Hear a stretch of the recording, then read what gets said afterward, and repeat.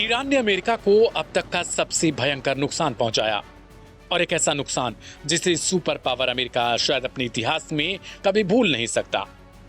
खाड़ी के युद्ध में एक ऐसी घटना घट गई जिसने वॉशिंगटन से लेकर पेंटागन तक तहलका मचा दिया। कुवैत में तैनात अमेरिका का सबसे आधुनिक, सबसे घातक और अचूक माने जाने वाला counter striker air defence system यानी सी-रैम अब लोहे के कबाड़ में तब्दील हो चुका है। ये वही सेंचुरियन सी-रैम सिस्टम है जिसके भरोसे अमेरिकी सेना खुद को मिडिल ईस्ट में अब तक अजेय मानती थी। 1 मिनट में 4,500 गोलियां दागने वाली यह गैटलिंग गन हवा में आते मोर्टार, रॉकेट और ड्रोनों के चीथड़े उड़ाने के लिए पूरी दुनिया में जानी जाती थी। इराक से लेकर अफगानिस्तान, इस डिफेंस सिस्टम ने अमेरिकी बेसों को अभेद्य किला बना दिया था। अमेरिका का दावा था कि सी-रैम की नजरों से बचकर कोई परिंदा बेस के अंदर कदम तक नहीं रख सकता, लेकिन ईरान की रणनीतिक सोच और उसकी मिसाइल टेक्नोलॉजी ने अमेरिका के सबसे बड़े घमंड को कुवैत के रेगिस्तान में मटियामेट करके रख दिया। एक्सपर्ट बताते हैं कि ईरान ने यह कदम यूं ही नहीं उठाया। अमेरिका द्वारा ईरान के तटीय इलाकों और बंदर अब्बास पोर्ट पर किए गए हमलों के जवाब में ईरान के IRGC ने ऑपरेशन नस्र 2 शुरू किया। ईरान की रणनीति बेहद सटीक और सोची समझी थी।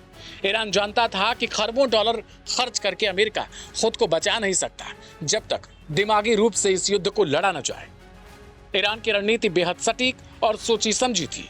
ईरान जानता था कि अगर बेस को तबाह करना है तो सबसे पहले इस सी-रैम सिस्टम को अंधा करना होगा। इसके लिए ईरान ने एक साथ दर्जनों शाहिद ड्रोन जैसी टेक्नोलॉजी को दाग दिया और क्रूज मिसाइलों से स्वाम अटैक यानी झुंड में हमला कर दिया। जब एक साथ इतने सारे टारगेट आसमान में आए तो सी-रैम का सुपर कंप्यूटर और अत्याधुनिक रडार ओवरलोड हो गया। वह समझ ही नहीं पाया किस पर निशाना लगाना है, किसे छोड़ना है, और इसी का फायदा उठाकर ईरान के घातक शाहिद ड्रोन ने सीधे सी-रैम के अर्ली वार्निंग रडार पर सटीक निशाना ठोक दिया। रडार के तबाह होते ही अमेरिका की $multi-million की मशीन एक शो पीस बनकर रह चुकी है। ईरान के आधिकारिक बयान के मुताबिक इस हमले में न सिर्फ अमेरिकी एयर डिफेंस सिस्टम को ध्वस्त कर दिया गया, बल्कि वहां मौजूद अमेरिकी सैनिकों के जमावड़े और इंफ्रास्ट्रक्चर को भारी नुकसान पहुंचा दिया गया। हालांकि अमेरिकी कमांड यानी सेंटकॉम ने अपनी साख बचाने के लिए नुकसान को छुपाने की भरपूर कोशिश की और कुवैती सेना ने कुछ मिसाइलें गिरने का दावा किया, लेकिन रक्षा विशेषज्ञ मानते हैं सी-रैम का फेल होना अमेरिका की बहुत बड़ी रणनीतिक हार भी है। ईरान ने साबित कर दिया कि पश्चिम एशिया में अब अमेरिका की दादागिरी वाले दिन धीरे धीरे खत्म हो रहे हैं और ईरान की मिसाइलें अमेरिकी तकनीक से 2 कदम आगे निकल चुकी हैं, जो बेहद सस्ती और किफायती हैं। कुवैत की इस घटना ने साफ कर दिया कि अगर जंग लंबी खिंची तो अमेरिका के लिए अपने बेसों को बचा पाना नामुमकिन हो जाएगा, क्योंकि वो खरबों डॉलर खर्च करके खुद के सिस्टम तक नहीं बचा पा रहा। ईरान का यह वार वाकई ऐसा है जिसे अमेरिका कभी भूल नहीं पाएगा।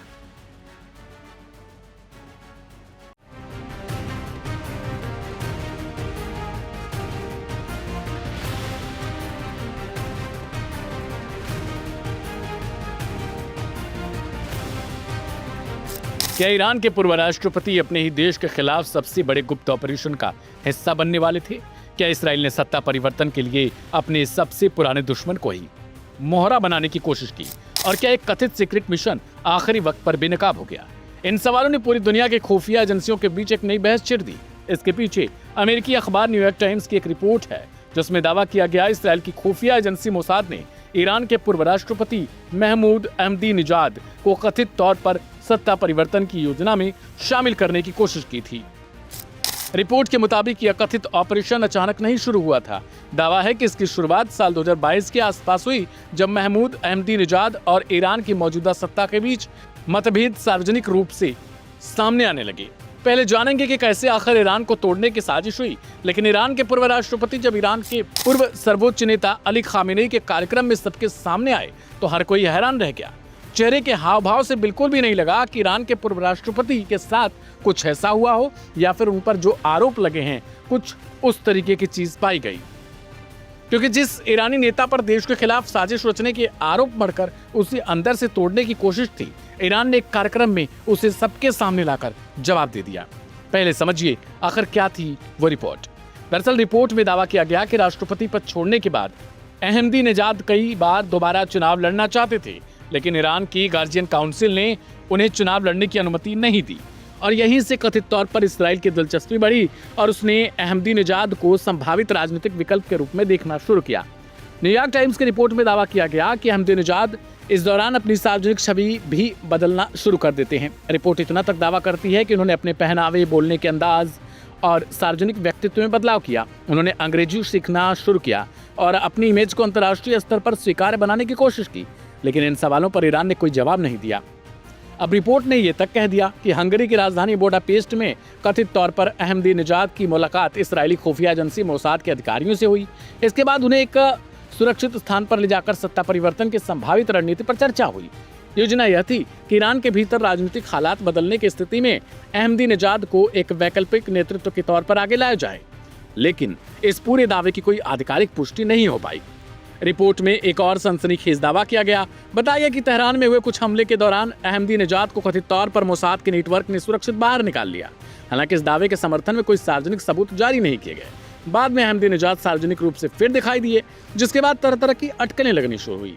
इसराइल के भीतर ही कुछ अधिकारियों ने इस कथित ऑपरेशन पर आपत्ति जताई और फिर इन्हीं अंदरूनी मतभेदों के चलते इस पूरी योजना की जानकारी बाहर आने लगी। इसके बाद ईरान की सुरक्षा एजेंसियों ने कथित तौर पर अहमदीनेजाद की गतिविधियों पर नजर रखनी शुरू की। कुछ मीडिया रिपोर्ट में नजरबंदी की बात कही गई, लेकिन इसकी भी आधिकारिक पुष्टि नहीं हो पाई। और अब जब ईरान में वो खुद सार्वजनिक रूप से सामने आ गए और मुस्कुराते हुए नजर आए, तो ये सारे सवाल बंद हो गए। अब सवाल है कि क्या इन खबरों में कोई दम था या फिर इन्हें जानबूझकर प्लांट किया गया ताकि ईरान को अंदर से तोड़ा जा सके।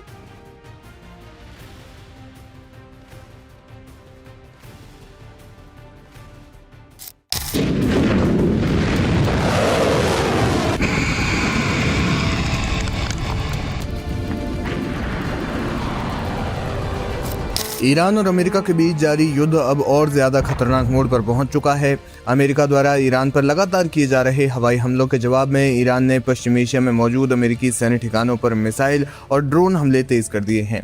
इसी बीच सोशल मीडिया और ईरानी सरकारी मीडिया पर कई वीडियो सामने आए हैं जिनमें अमेरिकी ठिकानों पर बैलिस्टिक मिसाइलों और शाही ड्रोन से किए गए हमलों का दृश्य साफ दिखाई दे रहा है। इन हमलों की पुष्टि अंतर्राष्ट्रीय मीडिया रिपोर्ट्स में भी की गई है। ताज़ा जानकारी के मुताबिक ईरान ने जॉर्डन के रणनीतिक रूप से महत्वपूर्ण किंग फैसल एयरबेस समेत इलाके में मौजूद कई अमेरिकी सैन्य ठिकानों को निशाना बनाया। सामने आए कुछ वीडियोस में कम से कम 4 बैलिस्टिक मिसाइलों को एयरबेस की ओर दागते हुए देखा जा सकता है। वहीं एक अन्य फुटेज में ईरान का प्रसिद्ध शाही ड्रोन कुवैत में स्थित अमेरिकी सैन्य अड्डे के ऊपर उड़ता दिखाई देता है और कुछ ही क्षण के बाद अड्डे पर बड़ा विस्फोट हो जाता है और धुएं का विशाल गुबार नजर आता है। ईरान ने ऑपरेशन नस्र के तहत हमलों को और ज्यादा तेज कर दिया है। इस अभियान की तीसरी लहर के वीडियोस भी सामने आए हैं जिसमें खैबर शिकन और जुल्फिकार बैलिस्टिक मिसाइलों को लॉन्च करने की तैयारियां और उनका प्रक्षेपण दिखाया गया है। इसके अलावा एक और नए वीडियो में अमेरिकी हमलों के जवाब में ईरानी मिसाइल इकाइयों को बड़े पैमाने पर लॉन्च की तैयारी करते हुए देखा जा सकता है। मोबाइल लॉन्चर, मिसाइलों की तैनाती और अंतिम तैयारियों के ये दृश्य संकेत देते हैं कि ईरान आने वाले दिनों में भी जवाबी कार्रवाई जारी रखने की तैयारी में है। युद्ध के बीच अमेरिका को भारी नुकसान उठाना पड़ा है। अमेरिकी अधिकारियों के अनुसार अब तक 14 अमेरिकी सैनिकों की मौत हो चुकी है जबकि 400 से ज्यादा सैनिक घायल हुए हैं। घायलों में बड़ी संख्या ऐसे सैनिकों की है जो मिसाइल हमलों के कारण ट्रॉमेटिक ब्रेन इंजरी और विस्फोट से जुड़ी गंभीर चोटों का शिकार हुए हैं। अमेरिकी रक्षा विभाग ने माना है कि इलाके में मौजूद उसके सैन्य ठिकानों को नुकसान पहुंचा है। हालांकि सभी सैन्य परिसंपत्तियों के नुकसान का पूरा विवरण अभी सार्वजनिक नहीं किया गया है। आपको बता दें कि 14 मौतों का जो आंकड़ा है वो अमेरिका द्वारा जारी किया गया है, लेकिन ईरान कहता है कि इस हमले में 14 नहीं बल्कि उससे कहीं ज्यादा सैनिकों की मौत हुई है। ईरानी हमलों का सबसे ज्यादा असर जॉर्डन, कुवैत, बहरीन और खाड़ी क्षेत्र में स्थित अमेरिकी सैन्य अड्डों पर देखा जा रहा है। कई जगहों पर मिसाइल हमलों के बाद आग लगने और भारी धुएं के गुबार की तस्वीरें भी सामने आ रही हैं। वहीं अमेरिका ने भी अपनी जवाबी अभियान को जारी रखते हुए ईरान के कई सैन्य ठिकानों और रणनीतिक ठिकानों पर हवाई हमले तेज कर दिए। इसके साथ ही अमेरिकी नौसेना ने ईरान के बंदरगाहों के आसपास अपनी सैन्य गतिविधियां बढ़ा दी हैं और हुर्मुज़ जलडमरू मध्य में कड़ी निगरानी रखी जा रही है। संघर्ष का असर केवल सैन्य मोर्चे तक सीमित नहीं है। हुर्मुज़ जलडमरू मध्य में बढ़ते तनाव के कारण वैश्विक तेल आपूर्ति और समुद्री व्यापार पर भी दबाव बढ़ गया है। अंतर्राष्ट्रीय बाजारों में कच्चे तेल की कीमतों में उतार चढ़ाव देखा जा रहा है और कई देशों ने अपने जहाजों के लिए सुरक्षा सलाह जारी की है। इसी बीच संयुक्त राष्ट्र और कई देशों ने दोनों पक्षों से संयम बरतने और युद्ध रोकने की अपील की है। संयुक्त राष्ट्र मानवाधिकार प्रमुख ने चेतावनी दी है कि अगर संघर्ष इसी तरह जारी रहा तो इसका असर पूरे पश्चिमी एशिया की सुरक्षा, वैश्विक अर्थव्यवस्था और मानवीय स्थिति पर गंभीर रूप से पड़ सकता है। फिलहाल ईरान और अमेरिका दोनों ही पीछे हटने के संकेत नहीं दे रहे हैं। एक ओर अमेरिका सैन्य दबाव बढ़ा रहा है तो दूसरी ओर ईरान लगातार मिसाइल और ड्रोन हमलों के जरिए जवाबी कार्रवाई कर रहा है। ऐसे में आशंका जताई जा रही है कि अगर जल्द कोई कूटनीतिक समाधान नहीं निकला तो ये संघर्ष पूरे क्षेत्र को एक बड़े युद्ध की ओर धकेल सकता है।